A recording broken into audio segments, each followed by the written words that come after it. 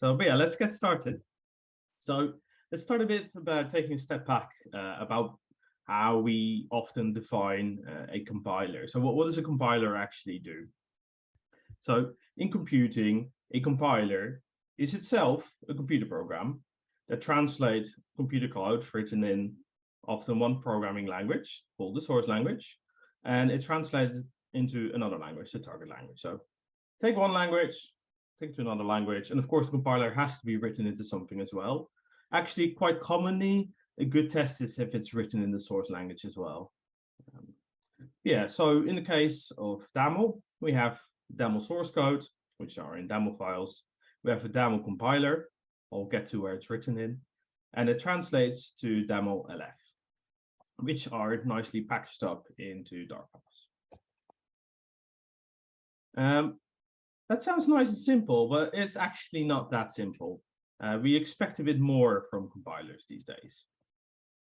So in particular, if you have some, all of that is basically the top bit of all the bullet points, right? So yes, we want to translate the source language to a target language, but we also want to actually deal with the environment in the code which the code will run. So what does this mean? So for example, with C, this often means, you're actually compiling it to a particular architecture. And interestingly, in our case, this architecture is a ledger, right? So our target here, our target environment is a ledger environment, and the choice exercises we can do on them. But also, we'd be quite sad if we try to compile a Daml program and it's just, sorry, did not work, right? These days, for compilers, we expect a little bit more, like, actually, maybe you made an error here. So there's actually quite a lot more involved in the compiler, and we want syntax errors, I did not expect a token here. We want type errors, so the compiler needs to understand the type system, and we want a bit of documentation around these errors as well. So again, already a lot more we expect. And now another interesting thing is packages and libraries, right? Like, I think a bit before my time, it used to be more common to manually link stuff together, or even just manually put source code from things you depend on into the same project. Nowadays, we would like to just refer to a library, in this case to our Daml.yaml file, say, oh look, we're depending on the standard library, or we're depending on some artifact someone else has created before, and want to be able to reuse this. So, but we don't expect an external program to really deal with this. We actually expect the compiler to deal with this. So actually, our compiler is also something that manages packages and libraries. And Daml Finance and the standard library, two good examples. And sometimes, well, we'll actually be surprised if we couldn't run tests either, right? We don't just want to run a test as a normal program. We want to run tests on our program. So we need to actually have something that helps a little bit in running tests on our main code. So we'll also have some for demo tests. And I think this is a bit more modern as well, is to expose information about the code to other tools. So what does this mean? We're not really writing code in Notepad anymore, or at least not most of us. Maybe Emacs with some syntax highlighting if you're quite a minimalist, sure. But a lot of people like to have type information about the programs that they are writing on the go. So what a lot of compilers have started doing, or at least writing separate tooling, is basically something that can look at the code and expose basically some structure of this code to other tools, which includes Daml Studio. And probably one of the things you might have heard of are like Visual Studio Code language servers. So I'll get to that. So there's quite a few things going on, as you can see. So that also means there's lots and lots and lots to explain, and I won't cover everything. I will try to go through the critical path, and I will very likely skip a little bit towards the end. So it will be a little bit too deep. We'll see where we get. So again, we have the Daml source code on the left, and then the Daml compiler. And what does it do? Well, creates Daml packages, which is kind of like the minimum functionality of compiler, error messages and diagnostics, external dependencies. It has to know about the ledger. It can log. It actually has a connection to Demo Studio, etc. Right. And there's various stages in this as well. We'll have to communicate between each of them. And I'll try to relate it back to some of the tools like Studio as I go. That's a good question. Is it our compiler still, do we still use GHC, or is it our own now? Yes. So I will get to that, but please do keep asking questions. Actually, I'm very happy if you. So I will get to the GHC bit in, I think, the slide after this. That's fine. That's fine. Sorry. No. Ahead. Okay, cool. Thanks for asking. So this is kind of the rough build pipeline. So we have Daml Build or Daml C Build. I will also get to that as well. The first step is installing dependencies. So this means like libraries, etc., etc. Generating a package database. So this basically means, like the libraries we define in our Daml.yaml, we kind of need to make them available to our code in some sense.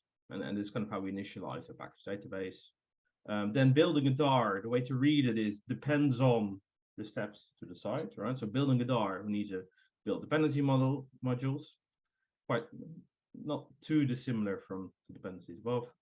Then we compile a single module and we do this for loads of the modules. And compiling a single module is actually where GHC comes in, and I'll talk a bit more next slide about this. And this involves parsing, pre-processing, type checking, desugaring, and converting core to LF. There's loads of concepts. I'm not going to explain them all in this slide, but I will try to get to all of them. After this is done, we will try to combine them all into a package, write interface files into there, and serialize this all together into a DAR. Is that interface files as in the new definition of interfaces? No. This is thank you for asking. So this is a bit of terminology. This is based on the Haskell terminology of a Haskell interface file, which is basically a file which contains the kind of a compiled version of the type signatures which are publicly consumable, right? So when you would say in Haskell exports, these functions are available and these types are available. These are the kind of things you could find in an interface file. Got it. It's basically so you don't have to have like all the time available to the actual source code to be able to link things up. Got it. One intuitive way of looking at it. Yeah, that's a good question. Thank you. It's the interface to the package, basically. Yeah, interface to the package. I think that's a bit of the compiled version of it. So I'll come now to GHC. So if you look at the compile single module, right, that's kind of, from there, that's kind of largely GHC. And yes, we are still using GHC. Good question. So what are we using? Well, we're using a fork still of the Glasfow Haskell compiler. It's a fixed version. I've actually considered whether it's worth updating. Not for now. There is some work actually which is interesting about structured type errors, which might make it worth, but for now it doesn't really seem worth it to do it. So one reason is we don't really use the newest of GHC deliberately. We actually disable some of the language features that are the newest. It's going to prevent people from using this kind of stuff together with Daml. Yeah, what does it actually do? So GHC stands for the Glasfow Haskell compiler. It's quite old. But it's a very solid piece of work with a lot of research and theory behind it. So it's probably one of the better documented compilers. And you could read papers which are still like relevant to the actual internal structure. And it is doable if you have a decent background in functional programming to actually understand the compiler without having worked on it for multiple years. Okay, so what does GHC do? So GHC, again, it's a compiler, so it takes source code, but what does it produce? Well, it normally produces machine code as the target for a particular architecture, and these days it can also produce LLVM. But the very interesting part of the Glasfow compiler. Sorry, what's LLVM? Low-level virtual machine or something like this. It's basically it's something, like how you have the JVM. Right. LLVM is lower, and it's basically if you want to have quite efficient machine code, but don't want to target a particular machine. Got it. This is one good way of going. It's heavily used by in the compiler word. I mean, like for example, even in banks, Goldman created their own language for their SecDB, and that was using LLVM. Yeah, fine. I get the concept. I just haven't heard that term as well. Yeah, no, that's good. That's good. So I think the interesting point that I suppose here, right, is that while compilers used to be, we're targeting x86 like a machine architecture, right? Nowadays, it's more common to target something like LLVM to make it basically easier to then via an LLVM compiler as it go down to the machine, right? So you make it easier to write code. But we've done something which is even higher level. So Haskell has also something called core, and I've put two technical things in here, but I've mainly put it in here for a reference. So if you're really interested, you can have a look at it and you can find some interesting papers about it. So basically what will normally happen in a compiler, you will start off, with the actual program, which is written in, syntax as we write it. It will turn into an abstract syntax tree. So a tree with nodes representing functions and all sorts, and it will link variables and stuff. But this gets translated further on into a kind of mini functional programming language. This is a quite common thing for compilers in the functional programming world, that it gets reduced to a quite basic language. So the quite advanced structures in Haskell kind of get desugared or reduced to a simpler language. And this language is called core. And well, the way they say this, it's a small explicitly typed variant of system FC, which is their own particular version of system F omega, actually.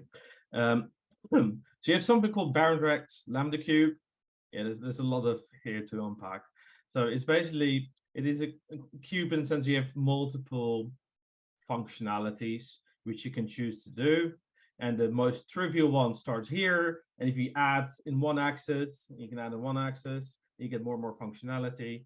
And basically, F omega has type applications and polymorphism onto lambda calculus. Okay. And then added to that, to get FC, is algebraic data types, like the whole data thing that Haskell has. So this is quite a lot to unpack, but if you're interested in this, basically, I think a lot of the principles in a lot of the functional programming communities basically take something very complex and just reduce it back and explain it mathematically where we are.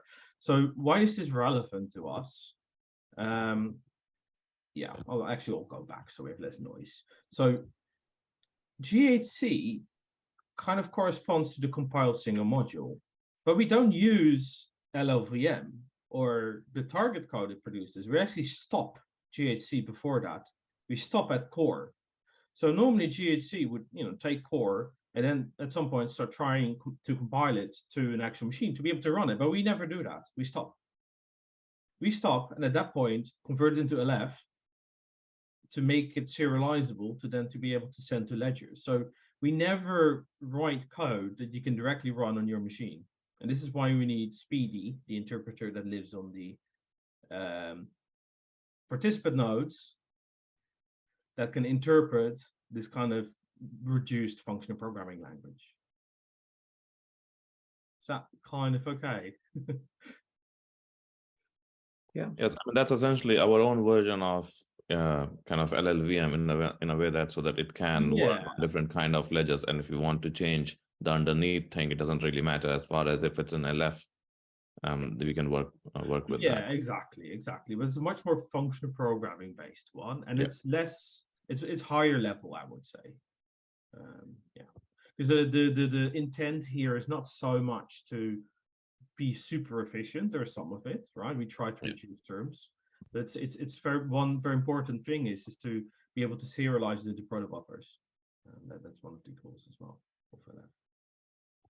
Need to be is it viewable in any way, or does it just Yeah, you can view it. Yeah. I don't think I've got. Well, I don't have much in here. There's even a formal specification of LF. Yeah. So we have a whole file which writes down how we formally go from basically Daml to to bits on, you know, and how the operational semantics are as well, if you're familiar with that. I do not know, Ian, you might be here, but did you ever have like a Daml upgrade problem when the LF definitions were changed, and that's a breaking change? Exactly right. Yeah. So there's an interesting versioning problem. I'll just talk a bit about it now. It's not really in the slides, but you've got the Daml language, which of course can change syntactically. Then there's the core bit, so to and then of course LF, and LF being kind of the representation, but it has to be versioned as well because we're serializing this, and that's what we're sending to the participant nodes and what the engine reads, right? So the compiler team is quite neatly interwoven with the engine team, because if we're going to need to represent something which we can't in the current LF, we basically need to make sure that the engine can actually interpret it, right? Because we can send them a new structure, but if they don't recognize it, they can't do anything with it. And therefore LF is versioned as well. But you know, like that also means that Canton has to be versioned, because you have to have a newer upgrade of Canton to have the newer Speedy, which can read the newer LF, which supports the new Daml. Yeah. LF doesn't change that often, though. That's right, isn't it?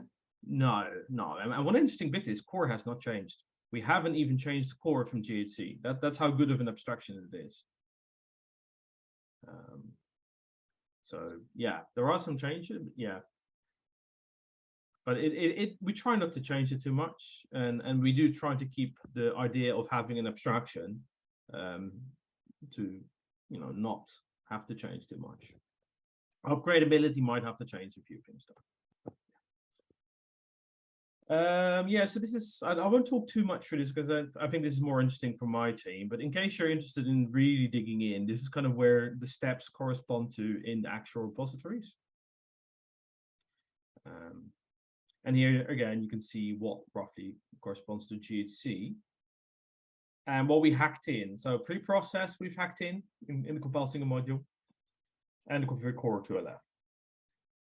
And the parse module Typecheck the sugar is actually still GHC. Right. Okay. So what do all the bits do? So yeah, so one hard bit of this, there's so much going on. So what does Daml do actually? I don't know how many people are familiar with the Daml assistant, but there's also the interesting thing of what does Daml do? And Daml is normally the Daml assistant, which points to then other binaries, which include Daml-C. So I think, yeah, so we don't just have, Daml is not, in a way, it's not really a single program. It's more something that can refer to other programs. So Daml and then build refers to the Daml-C binary, which you can see, which you could see in the previous slide, where that lives somewhere in compiler. But there's loads of other things which it can call underneath. So this is kind of a nice way of keeping our command line Daml commands a bit more modular. But it is good to keep in mind that there's no direct thing that is Daml build. It's Daml-C, which lives somewhere else, which it kind of pipes its command line arguments to, etc. Okay. And even Daml build itself dispatches to many places, including Scala code of the engine, so the SDK. All right. Okay, so this is again a bit technical, so we'll go a little bit quicker here.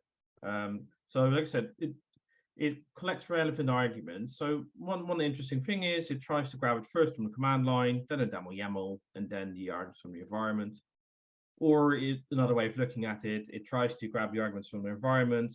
Anything that's in the Daml YAML overrides everything from the environment. Everything that's in the command line overrides the previous two. That's another way of looking at it. And one quite nice thing of the Daml compiler is if you look at the actual source code, it is kind of readable. And these steps which are here are in the actual exec build function. And you can kind of it won't take you ridiculously long to create this list from the actual source code. But there are a few concepts here which are interesting. So we've got the dependencies, practice database, which I mentioned before. Configuration. So this means loads of stuff in the Daml YAML, you know, like the left version, yeah, and stuff like this, SDK version. Initialize Daml IDE state. So this basically means the stuff that's a bit around the compiler, you know, like the things for Daml Studio, the things for Shake, which I'll get to in a minute, and it's building there. So, any questions before I go to Shake? It's good. It's really interesting. Yeah, there's a lot. So Shake, I blame on Neil Mitchell. So Neil Mitchell, when he was a digital asset, he had previously written his own build system called Shake. So obviously, when you're going to write a new compiler, you're going to use your own favorite build system. But it works pretty well. It works pretty well. So I think one interesting thing to think about is, you know, what does GHC do when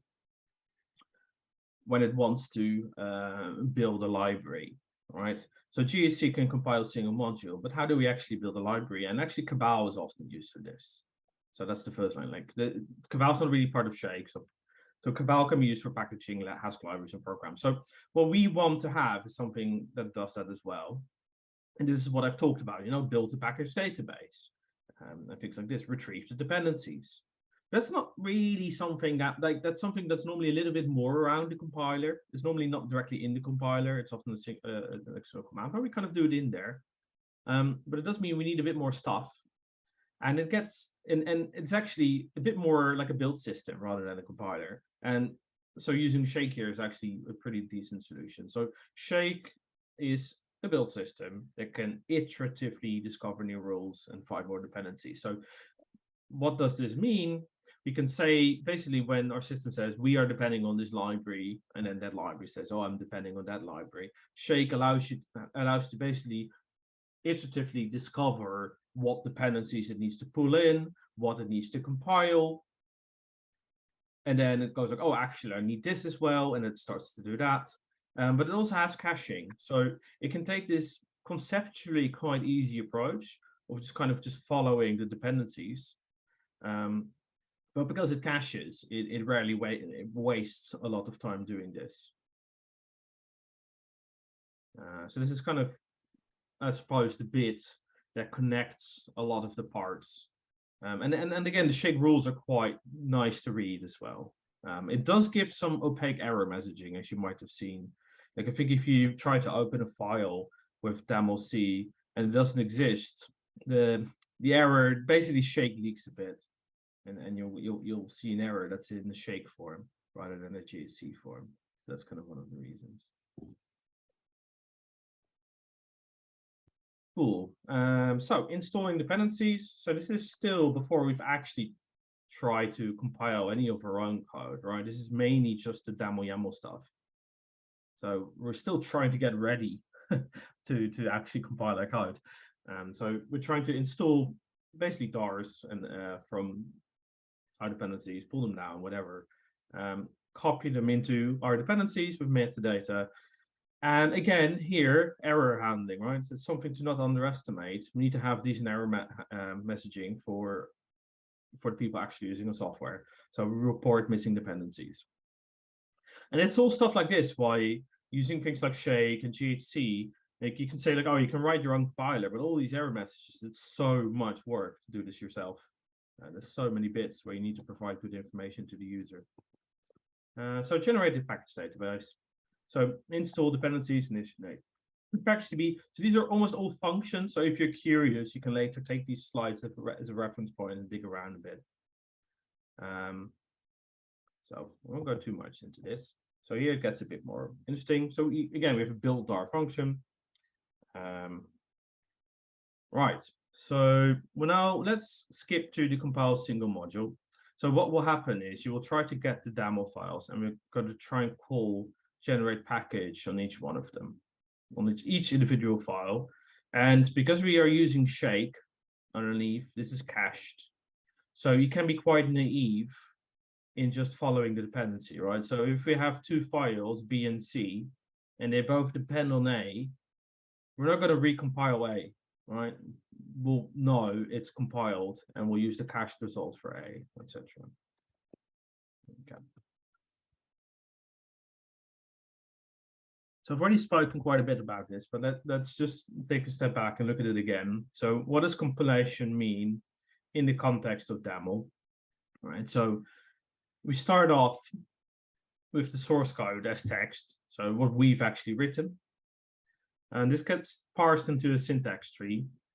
So this can be nodes. I mean, if you very naively, 3 plus 4, you can parse something into a plus node with a 3 and the 4 underneath as it's to children.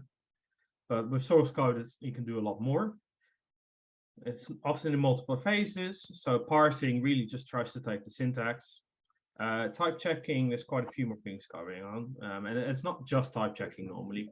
You also sort out all your variables and put references in them. There's GHC core, which we've talked about, but GHC's intermediate language. And then using our own new fancy convert core to LF phase or LF conversions file, which is where it is in the repo. We get to Daml LF. Any questions about this? Because I think that's probably the key slide in a way.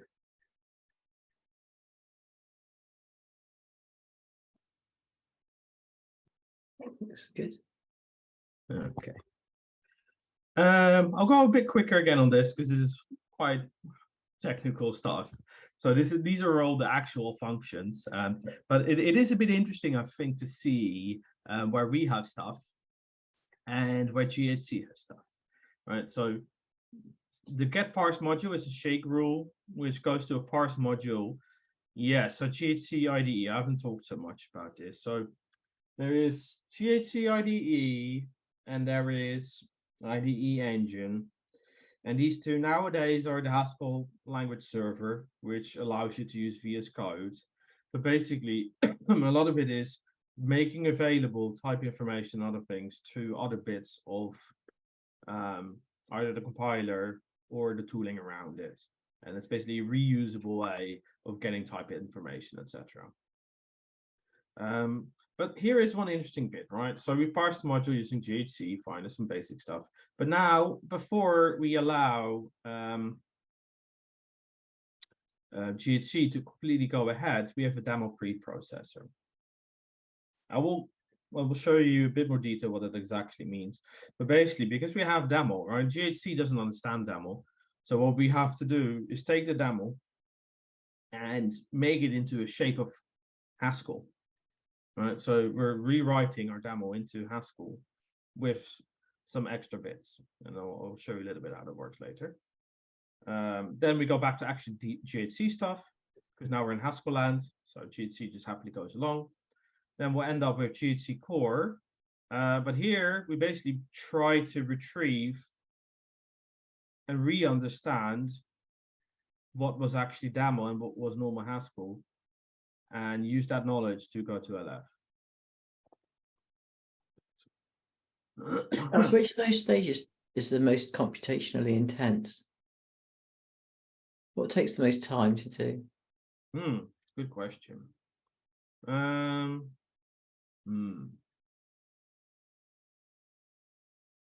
would say, like with GHC, it's normally the target bit, but that's not in.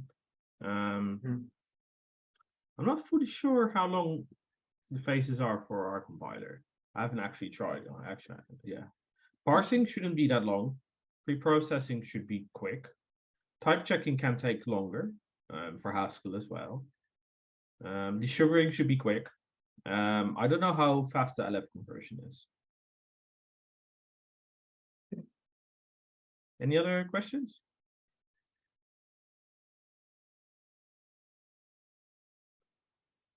I'll go into a bit more detail as well. So parsing.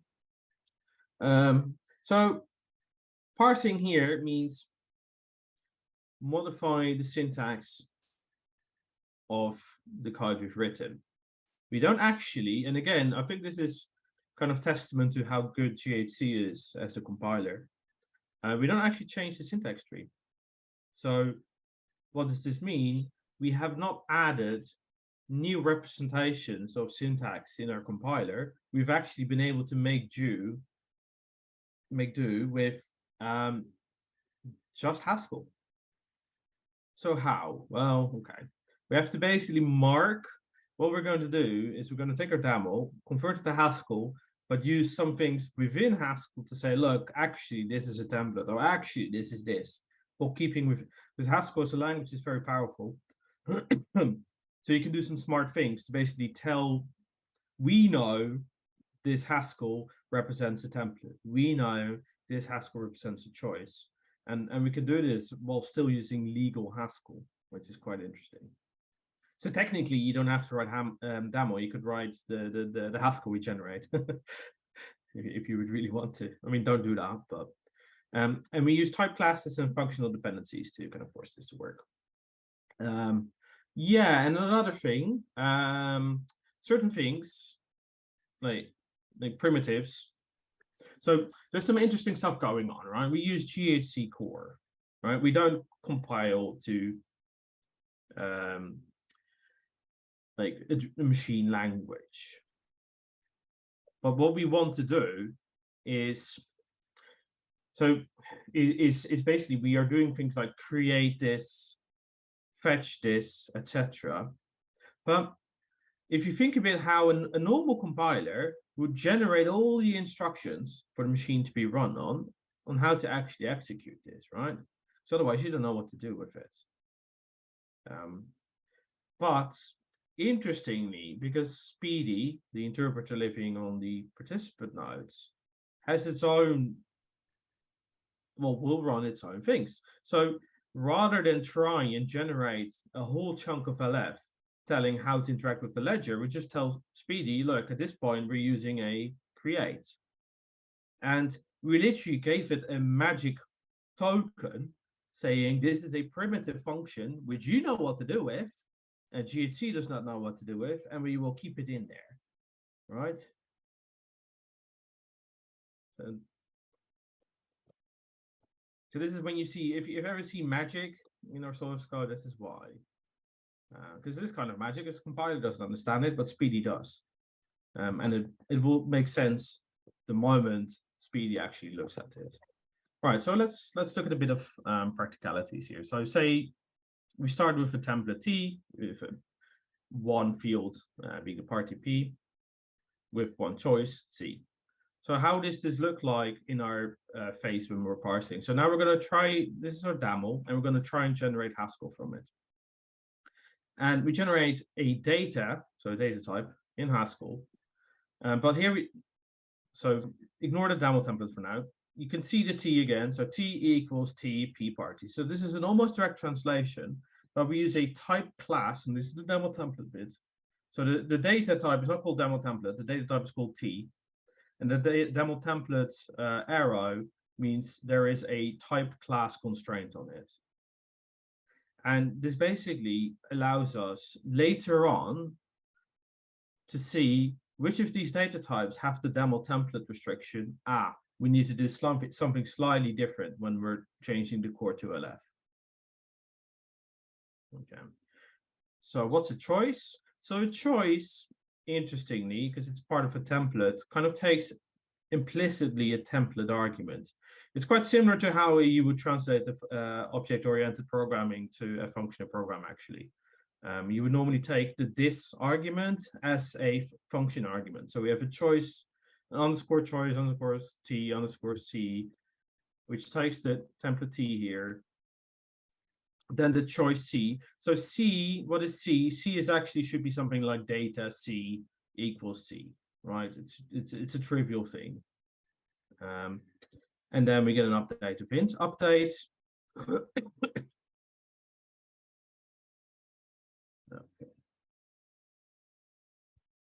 So we don't directly get an int. We actually have to update the ledger.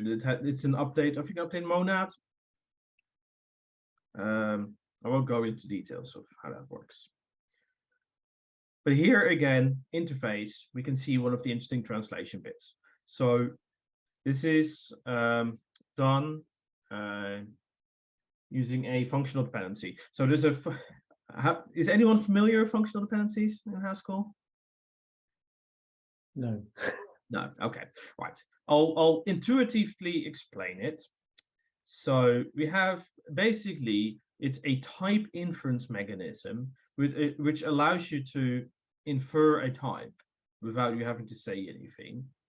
And basically what we are saying with the hasExercise type class, if we have a template T and a choice C, int is the only type that you will get, right? So there's some code written. I won't go through it formally, but basically, if we know we have a template of type T, a choice of type C, we know that the result type will be int uniquely. And this is quite powerful. And something you can't do in most languages. So here you're using Haskell to encode a lot of this stuff, which you wouldn't be able to encode directly. Otherwise, you would have to manually output type signatures and stuff, but we can actually encode it within Haskell itself. Right? We're basically encoding here types of the choices by using Haskell itself, while still being within the Haskell land. And here, exercise is not something we're going to properly translate into core. It's going to be done by LF when it's actually being run on the ledger. Okay. Yeah, and I've already said this. So the Daml template bit basically says that this is a data type which represents a template. So later on we can get it back. Okay. Yeah, and the primitive will be replaced. Okay, so pre-processing, yeah, at Prelude. Interestingly, we remove unsupported language extensions. So this is what I talked a bit as well with like the new Haskell stuff. We try to keep it to a relatively small area so people don't try and hack around. Oh yeah, our stuff is strict rather than lazy. So we strictify it as well. But yeah, loads of other bits. I'll try to go a little bit faster here. So this is just GHC. GHC type checks everything, but since we're in Haskell land now, it's just general type checking as GHC would do it. But there is some interesting stuff here now, right? So we've taken our Daml code. We're now in Haskell land, but we've got Daml code, which is represented using some particular Haskell stuff. But if we now throw errors, the user will get Haskell errors. That's pretty terrible, isn't it? Yeah. So here's actually where Dylan has done lots and lots of work, and we're actually planning to have a bit more documentation on this as well. So basically, Dylan has done a lot of infrastructure work on the type checker to make it easier to get errors which are not good for users and make them more Daml specific. So I'm like here, I think our team is happy to take feedback as well. You know, so for example, normally if you would say 5 equals to 5, you get like a quite like standard GHC error saying int and string as types don't match because actually equals and Haskell has to have the same types. So if mismatch. Similarly for exercise choice T, we know that has to be an int, as I talked about through the functional dependency. That's not a string. So again, a mismatch. But this now means that, sorry, go back a bit, the user will get back an error which has this whole hasExercise and T and C and int and might mention a type class. And now they go like, I haven't written hasExercise. So you need to be a bit smarter. So the hash choice is wrong. It should be hasExercise. And what we do basically, GHC is also quite flexible with its error messages and like in a like how you program within GHC. And you can actually say for this type class, when we get an error, actually say something else. So we don't just say, hasExercise doesn't have an instance for TC and this type here, or the constraints here don't match, or something the user will have no clue about. We instead say the choice is expecting this certain type for this particular template. And this error is handwritten by us. But interestingly, because GHC is quite easy to modify, it's not that deep into the code. And we've tried to make it a bit easier to add new stuff. So yeah, custom errors. But yeah, the problem is, yeah, okay, I won't go too much into this detail stuff. Yeah, so the thing here is always, it's about constraints, type constraints, seeing where they come from, trying to get information of, like, you know, what bit of Daml did it refer to. That's why we use the Daml interfaces. Sorry, not the Daml interface, the Haskell interfaces, to say, you know, like Daml, this was a template, this was a choice, etc. And then change it. Okay, we'll just rush a bit through this. Let's see. Type checking is not too interesting. Here's where it's more interesting. So conversion. So we've gone through JHC. We have core. This core has just Haskell, but has type classes of Haskell, which we know the meaning of, and GHC does not. Right? We know that Daml template as a type class kind of secretly means this was originally a Daml template. So the moment we've now go to our actually time where we want to convert core to LF, we can remember this information because it will be in the type, and then we can do something slightly smarter just for this and get back our stuff. Mm-hmm. But again, like I said, the interesting bit is we have not adapted GHC core. Right. Okay. Yeah, so we try to combine it all again. And this is kind of like how you might roughly send it over. And I think, let's see, this is all a bit, this is going to get, okay. So yes, we've done the compile single module stuff, all Daml and LF, and then we combine this into a single DAR. That's kind of where it ends up with in the end. Interface files are very similar to Haskell interfaces. I don't know exactly what is in there, but the trick is it's used for incremental compilation, right? So the idea is we can just look like the answer, like how I answered Ian's question. It has representations of the types in a kind of compiled form, which you can refer to. So as long as we know that the source file hasn't changed, we can just look at the interface file rather than recompile the whole thing again. And that's why. Are those are the different extensions that you see inside a package? You've got like the is it HIA or something? Yeah, exactly. Because you don't have to have those, right? I'm not fully sure if you don't have. Yeah, I mean, if you have to, you might need them if you don't have the original Daml. Right. But I'm not 100% sure about this. Because I couldn't see in the documentation what those files, because I was looking inside the package and I couldn't see what those files were for. So this is interesting to know. Okay. I think, what does HIA stand? It is HIA, isn't it? So I think it's. I know HI, which is Haskell. Or is it HI? Maybe it's HI. Yeah. HI is Haskell interface. Okay. Got it. O is like object. And I think there's some A file. There's often separate libraries as well. And this is the function which actually serializes the whole thing. Interesting bits, I suppose, is the Daml LF, the dependencies, the directory, all the module dependencies. Oh yeah, I haven't really spoke. Yeah, I don't really have time to do that. But there's also data dependencies, right? So the source dependencies is also data dependencies, where it just refer to the DAR. We support that as well. But the semantics of that are a bit tricky. Oh yeah, and here are the interface files. So yeah, I'll go a bit quicker for this one because I have less knowledge of that as well. So here, testing, which I've already gone through mostly of that. So, but there's some interesting bits about the LF. So we can actually extract test names back from the produced LF. Okay, Daml IE state. We've gone over that.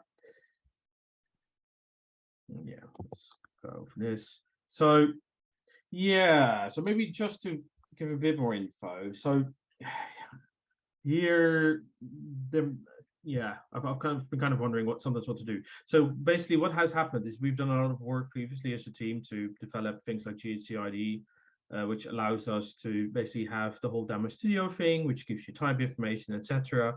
But this is kind of open source externally evolved into the Haskell language server, which works with VS Code. So, but now kind of while with GHC we're stuck in an old version, but fine. You know, it's more obvious how to shift. Here, the world has changed more underneath of us, so it's a bit of an interesting problem here as well. So you mean comparing the Haskell language server compared to the Daml language server? Yeah, because like the stuff we use is basically Haskell language server. Like so we're stuck in an old version of Haskell language server. Yes, yeah, we're basically using the stuff rewrote and open sourced, and the community and right, for Haskell. But then within Daml Studio, we have some stuff which allows you to again make it Daml specific, right?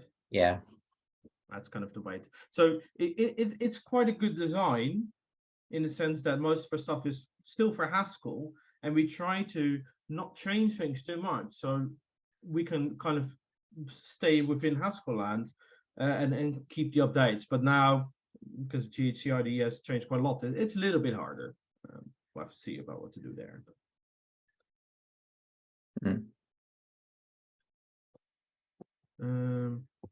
Yeah. Okay. I think that's fine. Cool. Thank you. Thank you, Bas. That was really interesting, and certainly helped get a lot straighter in my head, the relationship between Daml and Haskell in particular. Yeah, I think it's a testament of the Haskell language and the GHC compiler, the fact that we're able to do a lot of this without a ridiculous amount of pain, I would say. But it has its downsides, of course, that the Haskellisms and the GHC-isms kind of leak through to the user sometimes. And that is something my team tries to actively tackle. Like I said, with the type errors Dylan has been working on. And it is something we also are happy to take feedback on, because it is something we're still planning work for the next half year, again, to improve type errors and document a bit more about. So any feedback on this is more than welcome. Sure. Cool. No, thank you. This was great. It reminds me some really old errors and challenges, and when Neil was here, the discussions we had. Okay, cool. Brought back some old memories. Cool. Can I ask? Sorry, go on.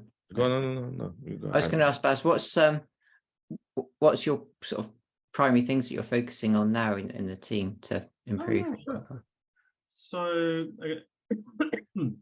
Dylan is going to continue with a lot of improvements in the IDE and type errors, but one of the main things is going to be upgrades. So the biggest feature is we're going to look at how to have a quite minimal version of upgrades, proof of concept. Sorry, do you mean upgrading as in upgrading the customer code, or do you mean upgrading as in upgrading to a new version of SDK, or do you mean upgrading to a customer version of Daml? Upgrading customer code contracts, yeah. Customer code. Yeah. Right. So, like, for example, adding a field to a template or something. Yeah. Or updating a choice, like the body. Right. And we're going to have quite a restricted version of that at first, but that's one thing we want to work, that we're planning to work on first. Yeah. And one of the main things we're going to hopefully work on first, is how to look at the whole package management story of this, and how to do this in Canton and package vetting, and kind of do that in a nice way, and only then look a bit more on what to actually export in language. So we're basically going to try and get most of the mechanics in, and let customers be able to do it, and then follow on how to actually think more about where to allow flexibility and where not. Mm-hmm. It's a tricky problem. That's for sure. Right. That's a good one to crack there.